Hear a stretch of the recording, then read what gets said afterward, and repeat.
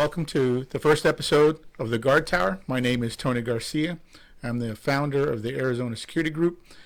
We've been in business in Arizona for 30 plus years, specializing in contract and in-house security training programs.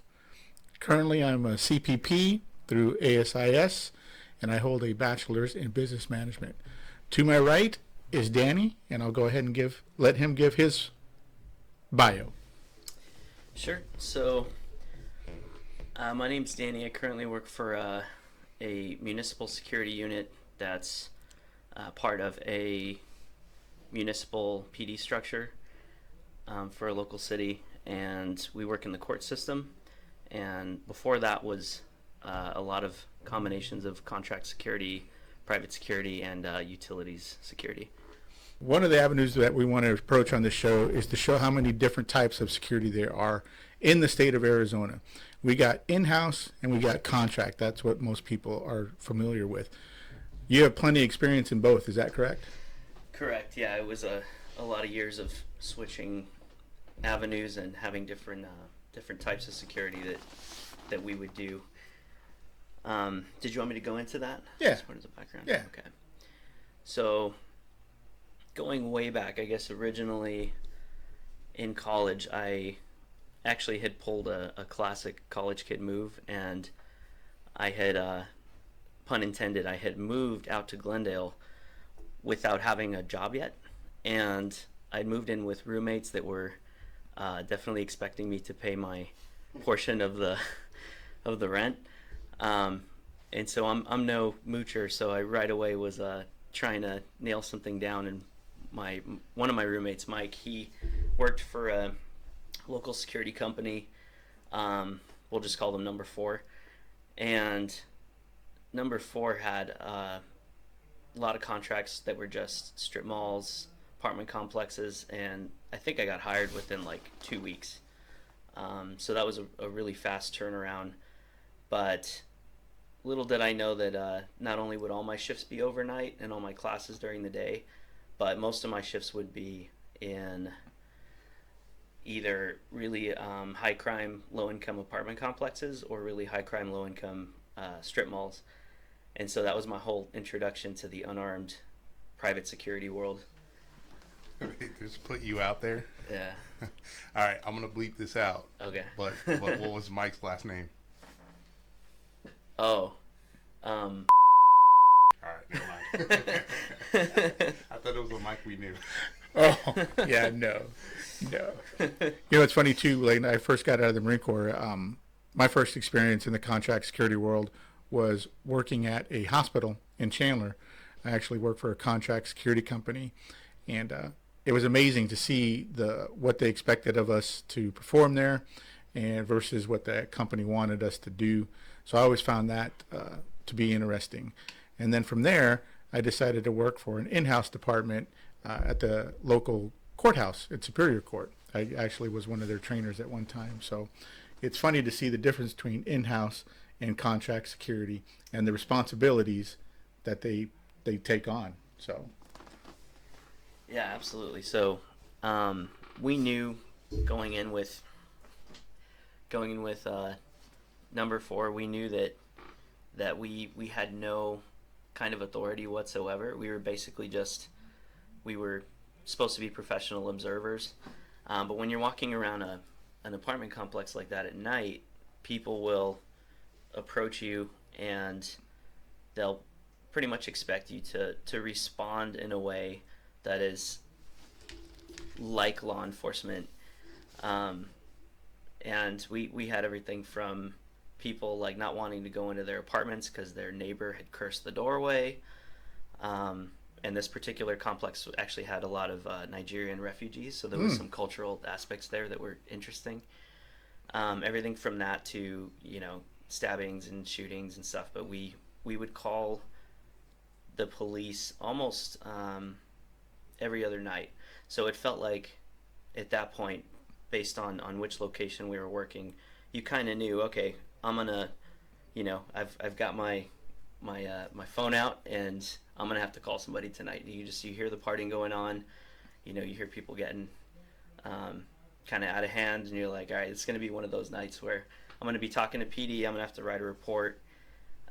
For that job in particular, I ended up doing a 4-hour dissertation, trying to remember facts and details 2 years later that I could not remember. So of course you're getting grilled by lawyers, and you know, they want to know information if somebody's suing somebody else for, you know, wrongdoing or some kind of you know, police related maleficence.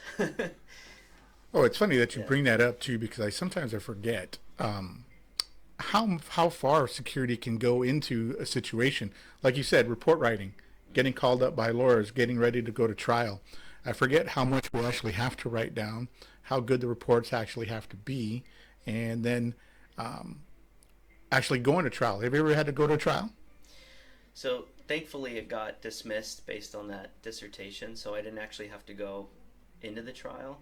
So I didn't get to experience that until later on, as I was starting to work within the court system, actually witnessing the trial itself. Yeah. Well, it's an eye opener, isn't it? Yeah. Yeah.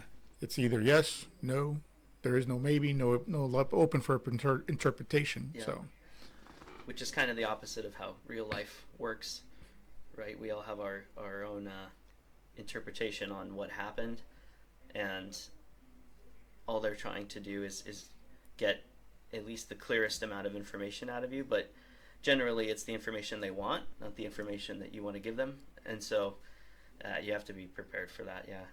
one of the things I really want to explore is I feel that there's so many different fields in security. As I was telling the class earlier that I was just presenting to, there's hospital security, there's school security, even something like what you do now, court security. Tell me about court security and what you actually do all day. Sure. So I guess the way that I got from point A to point B was after leaving number 4, I went down a very long rabbit hole of doing some really cool game design work and getting to go to school for that. And that's still something I'm passionate about and that we spend time on. But I went from there into more security for a local utilities company through a private contract, where I actually I was able to be a field supervisor for them after a while. So we got to drive around on the canals and deal with homeless camps and checking well sites and dams and stuff like that. So that was a whole adventure in itself.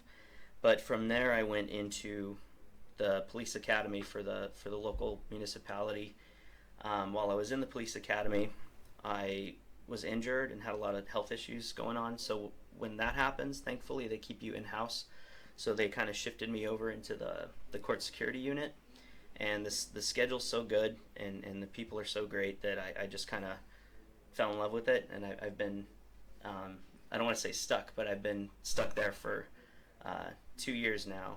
And the primary thing in court security is the customer service, because we're dealing with so many.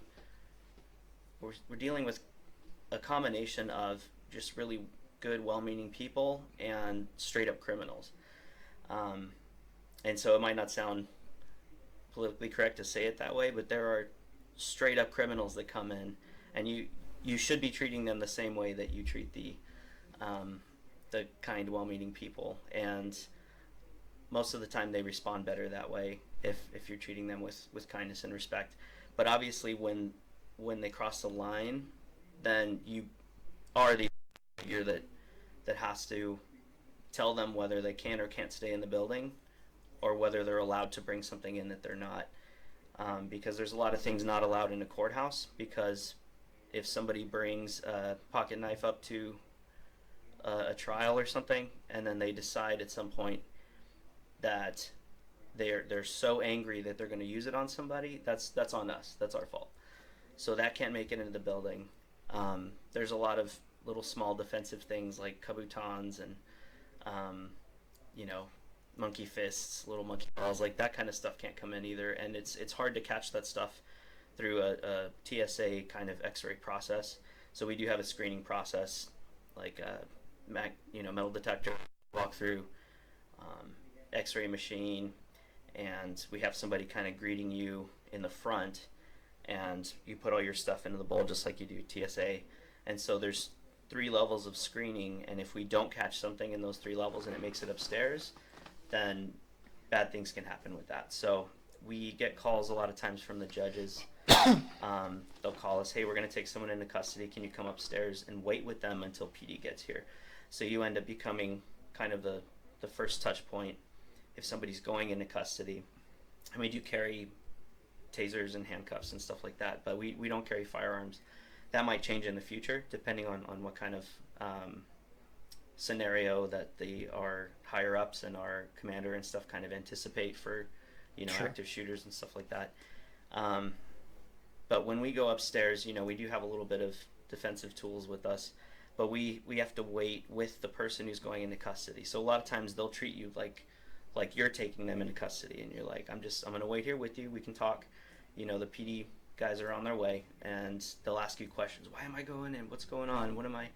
And you don't have a lot of answers for them, and that's okay. But if you're able to keep them calm, you're able to talk to them like a human, usually everything goes fine. If something goes really froggy, then we send 2 or 3 people upstairs, and thankfully we haven't, in the time I've been there, the 2 years, we haven't had to go full hands-on with anybody yet, but it's come extremely close. And I think a lot of times what prevents that is the fact that there's a handful of us, so they're outnumbered usually in 2.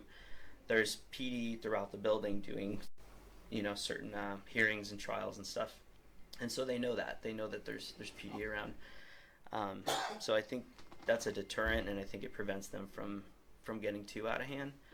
But 90% of what we deal with is people being upset about not being able to bring things in, or being upset about not being able to find a friend or family member that's upstairs doing something that they're trying to find. And so we do a lot of orders of protection. We do a lot of escorts out to people's vehicles, because if they just put an order of protection on somebody and they know that they're around, or they might even be in the building, then the judge or the victim's advocates will call us and ask us, hey, can you please walk them to their car, make sure that they get home safely. And so we'll walk them to their car, try not to pry too much about information. You can be friendly, but then we watch them leave, and then we go back to what we were doing. And that's all just precautionary steps to kind of help people feel safe and make sure they get out. Yeah, I used to be a trainer for Superior Court when I first got home, and similar to what you're talking about, we put our officers through 80 hours of training, covered everything from baton training to customer service. One of the things that really got people and they couldn't understand were the x-ray machines. That's actually a specialized field itself on what to recognize, what to look for. How do you feel about that? It's funny that you asked that, because when our X-ray expert, it's funny because his name was Ray, so we called him X-ray sometimes. When he retired like 4 months ago, I became the de facto X-ray expert, because I just happened to be the one who was at least as good at it as him. Thanks to him, because he showed me, all sorts of cool tricks and stuff. But now, when we are going to be training people, it's going to end up falling on me to have to show them, and a lot of it is just pattern recognition and just attention to detail. So he used to tell us, and we still use this line because it was funny the way he would always say, "If you see how it's made, then you'll see what it is." And so he would point out, these are the screws, these are the glue. Oh yeah, this the is how it's wheels. made, Yeah, the little like the reinforcement bars of something. Yeah. Like a piece of luggage. Yeah. Yeah, and with knives and stuff, there's some telltale signs that you get. You'll see little holes for the tang to attach. You'll see things like a rivet for it to rotate. You'll see like a clip, a pocket clip is a giveaway. You'll see a spacer in between the 2 scales of the knife. The stuff that's hard to catch is the stuff that's made of polymer and plastics and stuff like that, which is why a lot of people are starting to make defensive tools that are they claim you can get through TSA or whatever, which I think it's well-meaning in a sense that they're saying, hey, you can still have a defensive tool with you trying to go through, but unfortunately that makes our jobs harder because we're trying to catch the bad guys. Right? Yeah. As I look back at that time, one of the things that we always ran into, and I don't know if you do it at the Muni court, we'd have police officers come in, getting divorced, and they still want to bring in their firearm. Yeah. Do you get that? Yeah, and actually, if so at our court we don't handle family court stuff like that. We handle, it's more misdemeanor, more traffic. We do misdemeanor trials and stuff.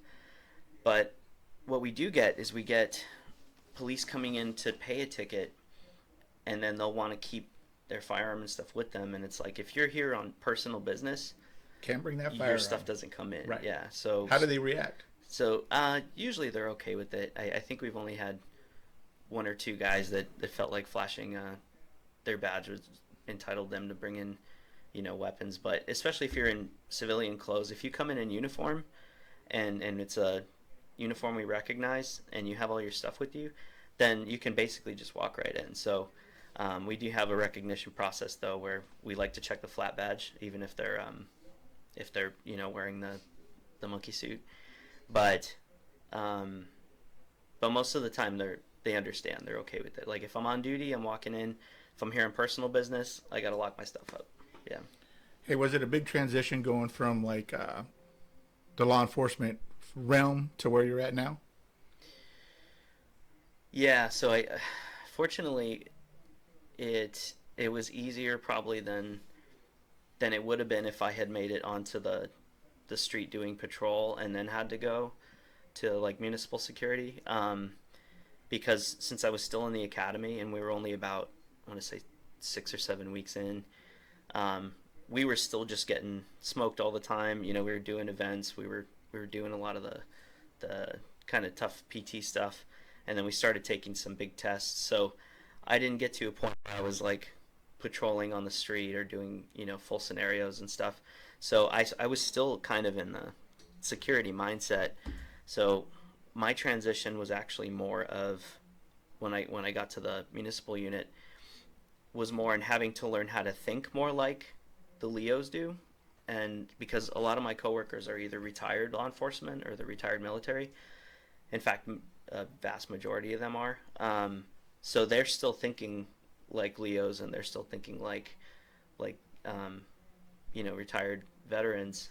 So they have that mindset, and so I had to adapt to that because I had spent so long in security that even that 6 weeks in the police academy, I was still just getting whomped. I don't think I was getting rebuilt yet. I was still kind of getting squished. Right. Let's talk about the benefits that you guys have. Pretty good benefits, huh? As far as medical, health. Yeah, absolutely. That's a blessing. So that's one of the big parts of me wanting to to stay, I guess, just where I'm at. Not only the great team that we have, but the medical benefits are they're like light years above what I was paying for down here in private security. I'm getting for free up here. Oh, nice. With theirs, and city benefits, PTO, vacation, holidays off. Yeah. We work 410s. We work a court schedule, so court's not open Friday, Saturday, Sunday. Oh, really? Off on Fridays too? Off on Fridays too. So we do 410s. Wow. I know. That's pretty good.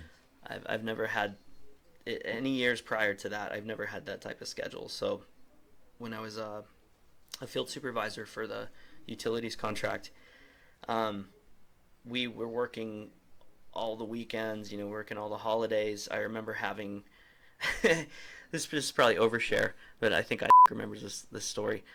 I remember having diarrhea on Christmas Eve, working at 12 one time. And I got the north worst. Yeah. And Merry Christmas. 6 p.m. 6 p.m. to 6 a.m. Just lumps of coal. Was my shift. Is it lumps? Is it lumps? And that was probably the worst shift I've ever What's funny is nothing really happened that night other than my own internal battles and struggles that were going on. But we drive around, checking canals and power stations and stuff. So I was in the Northwest, which is the worst sector. There was only 4 sectors. We would have 4 people on at a time, and that's where all the bad stuff is, right? It's the Grand Canal, the Arizona Canal. It's Phoenix, most of it, and that's where like the bad canal stuff happens. So no one really liked working that area, but that's where I was, and I had the poops. So this was man, and gas station bathrooms are not very welcoming at 2 a.m, especially not even QT. There's some QTs that are a little sketch out in Phoenix. Most of them are good. Security personnel always keep toilet paper with you. Yeah. So my cargo pocket always had a pack of wipes. The dude wipes. Yeah. Why don't you just go in the canal? And then I've seen that happen. Wow. That was common. Yeah. Nice. That Hey, was- do you guys got a retirement plan? In the municipal? Yeah. Yeah, so that's a state. It's basically just part of the Oh, point system? retirement. Yeah. Yeah, it's Nice. a point system. Nice. So, all right. Hey, Danny, I want to say thank you for sharing your experience working for the local muni court that you do. Yeah, But one of the things I also want to point out is, and I think we've been hitting at, the many aspects of security that we have that we can actually talk about on this show. And I'll give you an example. In today's classroom, we have many people from different facets of security. We have a person that takes care of Northern Grumman. We have a person who is working for GEO.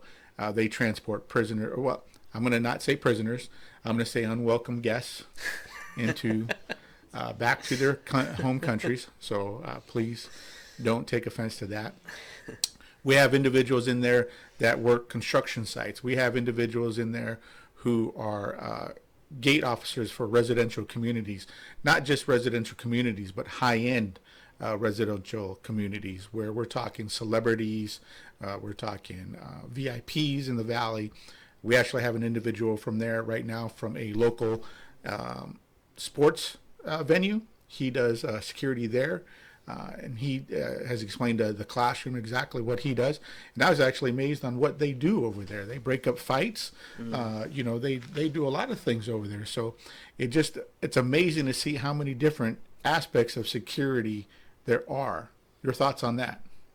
Yeah, it's funny that you said construction sites because I still do those on the weekends, but I do them for my old security company. So even though I'm working for the municipality full time, I have a permission from our commander on paper that I can do a construction site on the weekend for our old company. And no conflict of interest?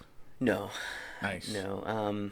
I think as long as I'm not armed at the construction site, and as long as it's not too close to where we actually work in my full time, then I think everything is good to go, because it's pretty much just, at least our construction sites it's for the utility contract.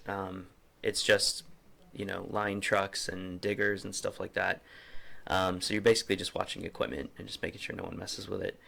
So that makes for a pretty easy weekend shift when you can get it. But yeah, so the different all the different types of security. So I think that the consistent line through all of them is that you're serving a customer somehow, whether you're serving the customer as a private contract at a business or a private commercial contract at like some kind of strip mall, or let's say like a building where they do actually commercial business, or you're working for the police department and the court system doing security there, or you're doing an in-house for some kind of large corporation. Like you're serving somebody. So you're either serving the people that are coming in and doing business there, or you're serving the people that you're protecting, that you're working for, that are in the building, in the location, or just in your chain of command. So it ends up, I think, being across the board, it ends up being service.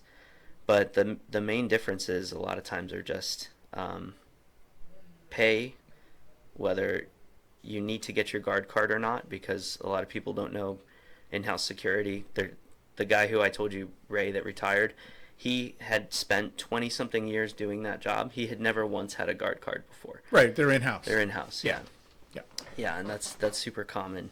And then I know you had mentioned offline earlier that like the Northrop Grumman guys actually have to have a secret clearance. Correct. Which is crazy. As a contract security officer. Yeah, that is a little crazy, and then a lot of people don't realize that is a government contractor. Yeah. Like they really do need to have a secret clearance in order to work there. Yeah. Absolutely. And so one of my a year that I spent on the game design side, a year that I spent working on flight simulator and night vision simulator for directly for a military contract.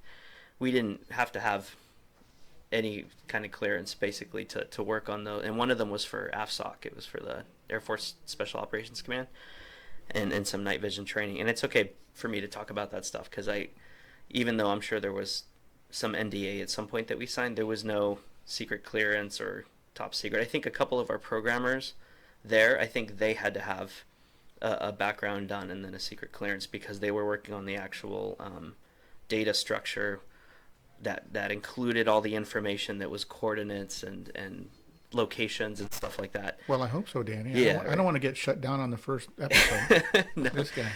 No, it's totally fine. Unfortunately, that entity is not around anymore because when the sequestration of 2012 happened, all those contracts got wiped and pretty much all of us got laid off. They kept a skeleton crew of like 3 people to continue their work, but I'm still friends with the previous owner. Great guy. So yeah, that was a good year. You know, it's funny that you mentioned in-house and contract and the requirements for in order to work as a security officer as a contract security person. That's what my company specializes in. We do the security guard training, both the 8-hour and the 16-hour training classes for the security officers. What's your take on there is no training requirements for in-house? Yeah, that can get a little sketchy sometimes because if you don't have a really good set of standards and a training methodology, then you can basically be subpar kind of to the work itself. So we've actually run into a little bit of that where I don't want to say too much about the training structure, but I was able to help about a year and a half ago. I was able to help write a bullet point kind of training methodology for the other locations. So we have 2 locations we work. One's the court, and the other one's basically like a city hall type of place. And I was able to actually get on paper a training methodology because at that point we had plenty of training methodology at one location but almost none at the other.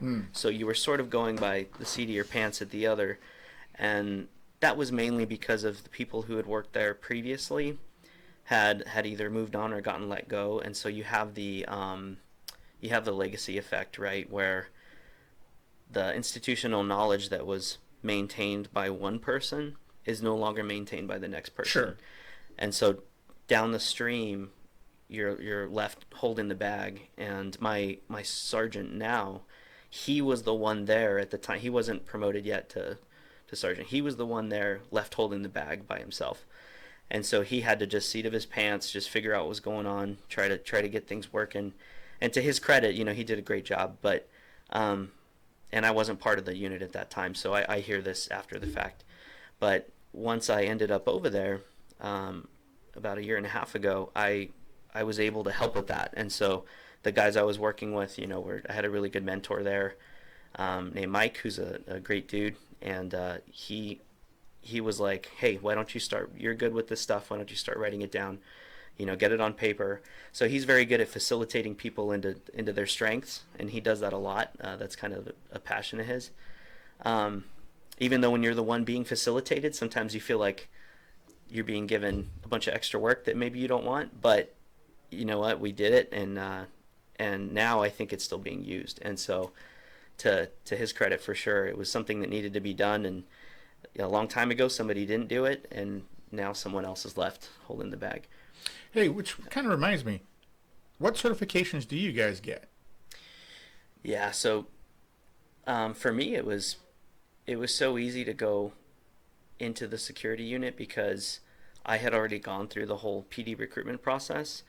So I sort of had beyond what they actually needed or required. So I had a 10-minute conversation with the two guys who were in charge of the locality of the unit, and then I was training the next day. And so I didn't really have to get any, but that's because I had all the previous vetting through the police department. Let me rephrase it, because I know that superior courts, the guys who work at all the superior courts now, go through like an official training academy now. Yeah. Do you guys have something similar? Yeah, I think we attend the same. Oh, you do? The same one. Oh. Yeah. So we've most of us have been through that. It's not required to start, but you can start your training as long as you go through the background clearance process. They want people who have prior security or prior law enforcement. And then after you go through that vetting process, background checks, they don't do a psych eval anymore. I guess they used to. We kind of wish that they had kept that. But at least on the civilian side, on the PD side, they definitely do the psych eval. In fact, mine took 6 hours for whatever reason. We'll go into that some other time. Wow. Yeah, right? Wow. That's a whole other episode. But on the civilian side, it's mostly background check, and then your history of your experience. And then you can start your work, and then later on you can go to the Court Security Guard Academy, CSGA. What is it, 3 weeks? I think it's 3 weeks. Ours is only 1 week. Really? Yeah. Wow. But if for guys getting 3 weeks, I don't know what that third week would be like. That sounds... Who does your baton training? Yeah. So we don't carry batons. Oh, just tasers. And, yeah. Handcuffs? That's it. Wow. Who does your handcuffing? The Court Security Guard Academy. Oh, they do it there. So they did it there with us, but we're going to actually have PD start doing our pepper spray and handcuff training. So we're going to get to just start doing it with them. I don't know for how many years we were doing it elsewhere with like adjacent kind of entities, and then they're finally like, hey, you're part of, this municipality, like we'll just get you in with the PD guys. So that's going to be a good thing going forward, I think. Nice. Yeah. Nice. Well, I think we have a wrap-up time right now. Danny, hopefully we'll be able to talk a little bit more at future episodes, and we'll be able to tackle some pretty good topics as we move forward, and hope to see you guys next time. Thank you.